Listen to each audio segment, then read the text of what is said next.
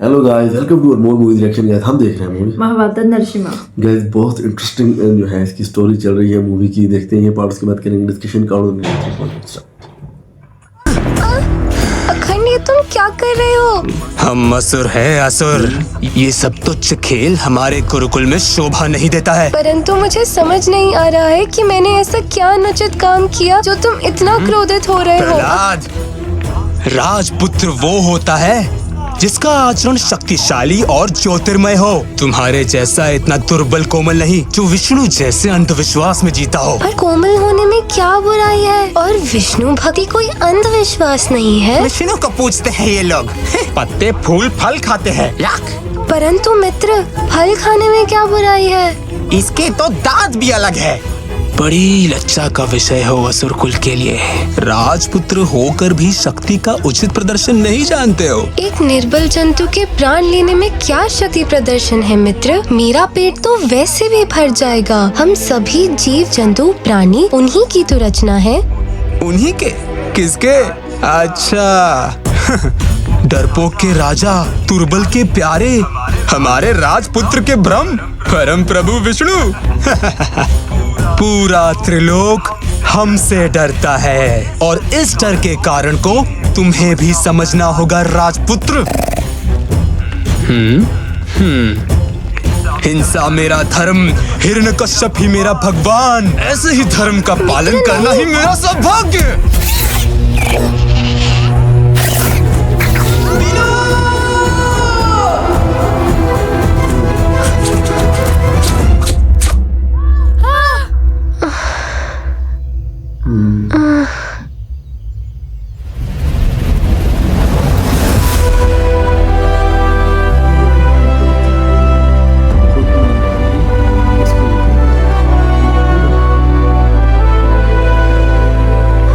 पांव पे खड़े कैसे हैं? शक्ति तो है इसमें। इतना कष्ट सहा मुझे बचाने के लिए।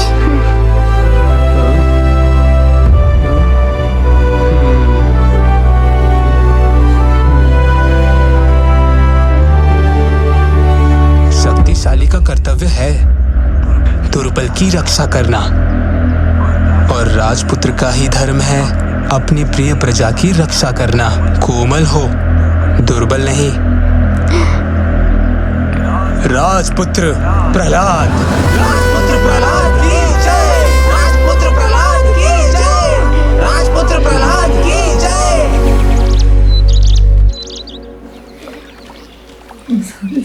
प्रेम और भक्ति ही एक भाषा है जो इस पूरे त्रिलोक का हर प्राणी समझता है।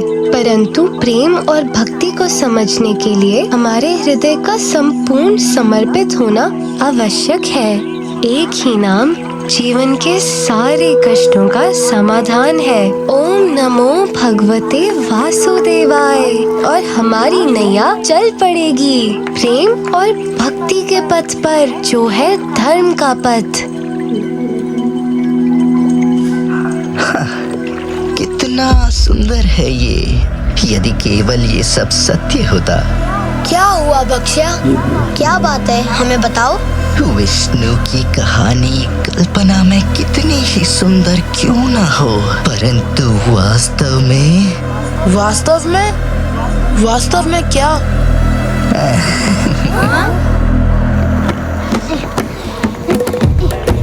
यहाँ बहुत अंधेरा है।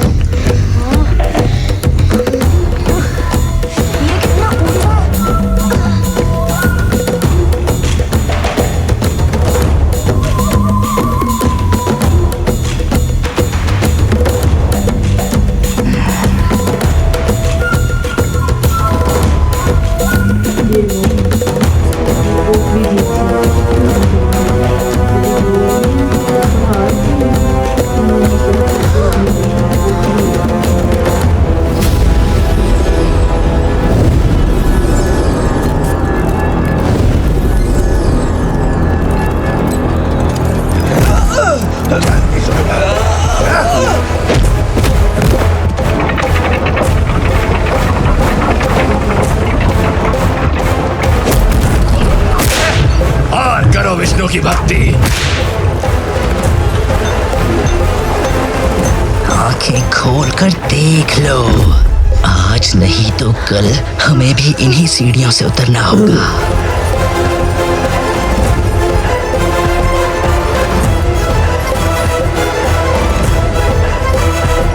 कहो सर्वत्र यही गुणगान।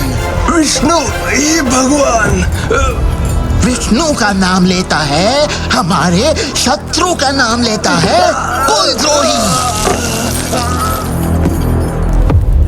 शक्तिशाली व्यक्ति अपने से दुर्बल व्यक्ति पर हिंसा करता है, उसे मिटा देता है। यदि अग्नि की पीड़ा से बचे रहना हो तो इस सिद्धांत को आत्मसात कर लो।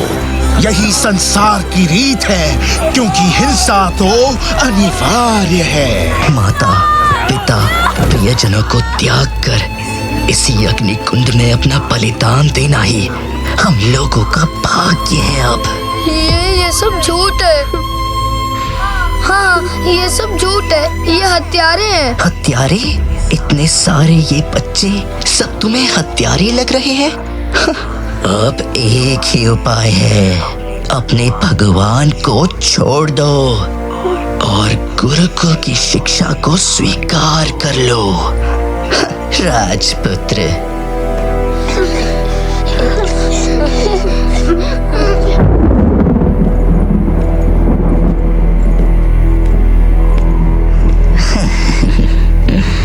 हे मेरे प्रिय प्रभु, कैसे मैं सबको मुक्त कराऊं?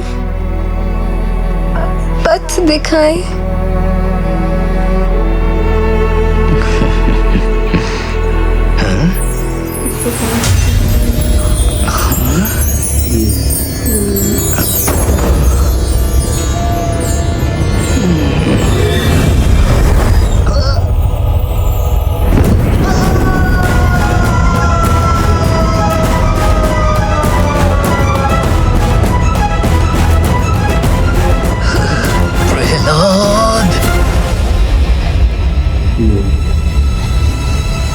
तो प्रसाद को उसने कर दिया।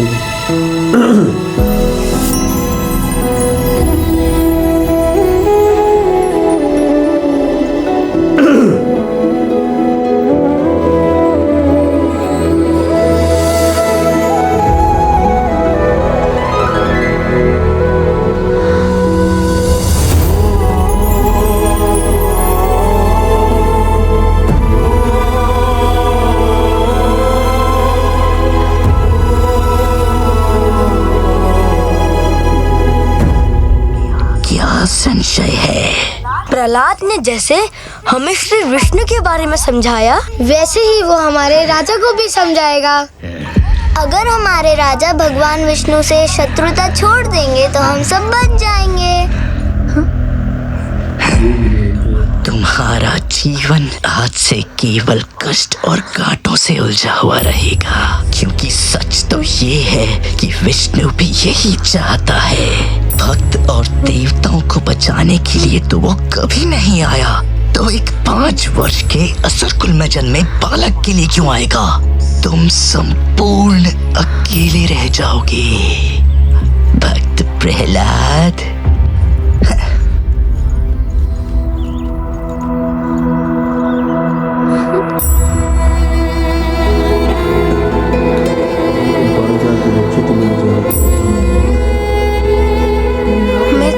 भगवान विष्णु का गुणगान करता रहूंगा जब तक सारे भक्त मुक्त ना हो जाएं। मुझे केवल एक ही नाम लेना होगा और पूरे मन से समर्पण करना होगा। एक नाम से सबकी मुक्ति है। ओम नमो भगवते वासुदेवाय।